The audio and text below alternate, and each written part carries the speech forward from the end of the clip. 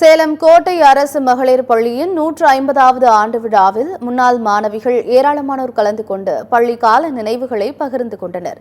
சேலம் மாநகரில் கடந்த 1874ஆம் ஆண்டு தொடங்கப்பட்ட சேலம் கோட்டை அரசு மகளிர் மேல்நிலைப் பள்ளியின் 150வது ஆண்டு விழா நேற்று கொண்டாடப்பட்டது.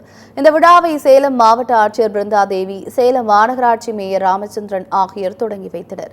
சேலம் மாவட்டத்தின் மிகவும் பழமையான கோட்டை அரசு மகளிர் பள்ளியின் ஆண்டு விழாவில் முன்னாள் மாணவிகள் ஏராளமானோர் கலந்து கொண்டு தங்களது பள்ளிக்கால நினைவுகளை பகிர்ந்து கொண்டனர். நீண்ட காலத்திற்கு பிறகு தோழிகளை சந்தித்த முன்னாள் மாணவர்கள் செல்ஃபி எடுத்தும் நடனமாடியும் உற்சாகத்தில் திளைத்தனர். இன்னைக்கு அரசு மகளிர் மேல்நிலைப் பள்ளியில 150வது ஆண்டு விழாவுக்காக நாங்க முன்னாள் மாணவிகள் எல்லாமே வந்திருக்கோம். துணை வட்டாட்சியர் இருக்க எங்க அக்கா முன்னாள் மேயரா இருக்காங்க. பல பேர் டாக்டர்ஸாவும் என்ஜினியர்ஸாவும் பிசினஸ் உமனாவும் ஒரு சக்சஸ்ஃபுல் லைஃப் லீட் பண்றதுக்கு அரசு பள்ளி தான் எங்களுக்கு ஒரு பெரிய அடித்தளம் இருக்கு. நான் எங்க மேம் கொடுத்துருக்காங்க புக்லெட். இது நான் 6th 7th எழுதுற கவிதை தொகுப்புகள்.